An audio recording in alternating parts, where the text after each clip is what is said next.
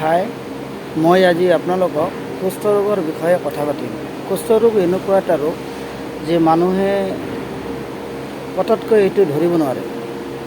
কাৰণ যেতিয়া যদি আপুনি ধৰিব পাৰে, এনেকুৱাকৈ ধৰিব পাৰে যে আপুনি ৰাতিপুৱা যেতিয়া ৰ'দটো ওলাই যাব, তেতিয়া আপোনাৰ শৰীৰ বাহিৰ কৰি আপুনি যদি গোটেই শৰীৰ বা হাত ভৰি যিকোনো ঠাইত আপুনি যদি স্পৰ্শ কৰে, সেইটো যদি আপুনি হাতটো অলপ হাত দিয়ে, যদি তাতে আপুনি চেঞ্চটো নাপায়, তেনেহ'লে আপুনি ধৰিব লাগিব সেইটো কুষ্ঠ ৰোগ। সেইকাৰণে কুষ্ঠ ৰোগৰ বাবে কেৰেলাত যিকোনো হস্পিটেলত এইটো ফ্ৰীকৈ আমাক মেডিচিন আৰু চিকিৎসা দিয়ে। সেইকাৰণে মই আমাৰ শ্ৰমিক ৰাইজক, শ্ৰমিক ভাই ভণ্টিসকলক কওঁ যে আপোনালোকে সেইকাৰণে ভয় খাব নালাগে আৰু কুষ্ঠ ৰোগৰ বাবে আমাক এইটো জাগ্ৰতা আৰু সদায় এইকাৰণে আমাৰ ভাবিব লাগিব। ঠিকে, থেংক ইউ, ধন্যবাদ।